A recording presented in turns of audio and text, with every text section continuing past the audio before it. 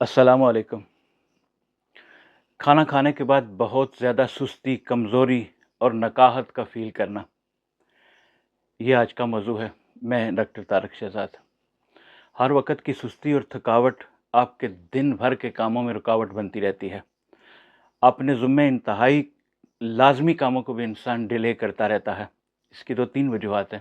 سب سے پہلی وجہ، آپ ہائی کارب ڈائٹ لے رہے ہیں جس میں چینی کی مقدار بہت زیادہ ہے، اور اس کے ساتھ اگر آپ کی ڈائٹ میں پروٹین کا لیول بھی زیادہ ہے تو آپ اپنے جسم کے ساتھ بہت زیادہ ظلم کر رہے ہیں۔ شکر کی مقدار زیادہ لینے سے آپ کے بلڈ میں گلوکوز کا لیول زیادہ ہو جاتا ہے۔ آپ کے گلوکوز کے لیول کے مطابق آپ کے لبلبا نے انسولین جنریٹ کر دیا ہے، مطلب باڈی میں شوگر لیول بھی زیادہ ہے اور انسولین لیول بھی زیادہ ہے، تو اس سے تھوڑے ہی عرصے میں آپ کی باڈی میں انسولین ریزسٹنس پیدا ہو جائے گی۔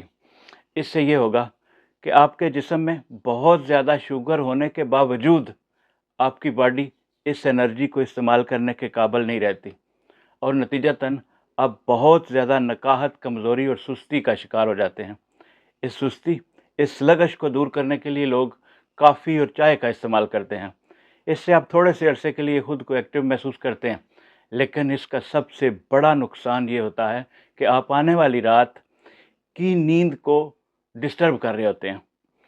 اس سے آپ کی کوالٹی آف سلیپ ڈسٹرب ہو جائے گی۔ کھانا کھانے کے بعد سستی کی ایک وجہ، معدے میں موجود کھانے کو ہضم کرنے کے لیے خون کے دباؤ کا رخ معدے کی طرف ہو جاتا ہے، اور باقی باڈی میں خون کا یہ بہاؤ کم ہو جاتا ہے، مطلب بلڈ پریشر لو ہو جاتا ہے۔ تو کھانے کے بعد کی سستی کی اگلی وجہ یہ ہے کہ آپ کے کھانے کو ہضم کرنے کے لیے معدے میں ایک تیزاب کی ضرورت ہے۔ اگر اس کی مقدار کم ہے تو کھانا جلدی ہضم نہیں ہوگا، پیٹ بجھل ہو جائے گا اور پیٹ میں تناؤ یا اپھارے کی کیفیت پیدا ہو جائے گی۔ اس HCl لیول کو مینٹین کرنے کے لیے ریکمینڈ کیا جاتا ہے کہ آپ کھانے سے پہلے لیمو والا پانی استعمال کریں، یا تھوڑی سی مقدار میں سرکہ سیب استعمال کر لیں۔ دن بھر کی سستی، تھکاوٹ اور سلگش رہنے کی اگلی وجہ نیند کا پورا نہ ہونا ہے۔ گرمی کی راتیں چھوٹی ہوتی ہیں۔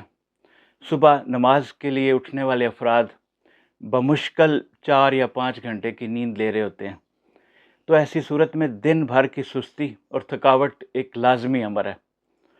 ہمارے جسم کو ایکٹیو رہنے کے لیے 8 گھنٹے کی پرسکون نیند درکار ہے، تو ایسی صورت میں ڈے ٹائم میں اپنی نیند کو پورا کرنے کی کوشش کیجیے۔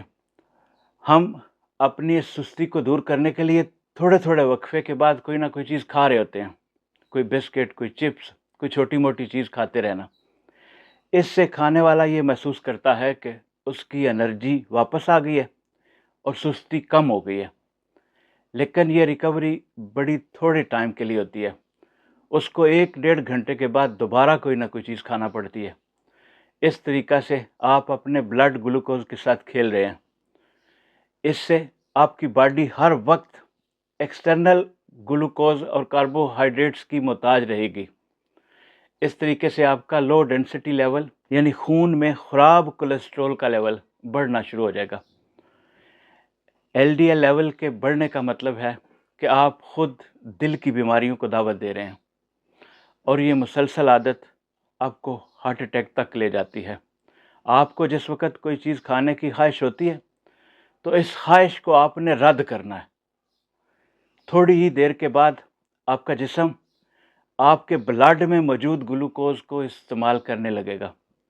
روزہ آپ کے جسم کے لیے ایک بہت بڑی نعمت ہے۔ روزے میں آپ بھوک برداشت کرتے ہیں، رمضان میں اس کی ٹریننگ کیجیے اور پورا سال اس قانون کو اپنے اوپر لاگو رکھیے۔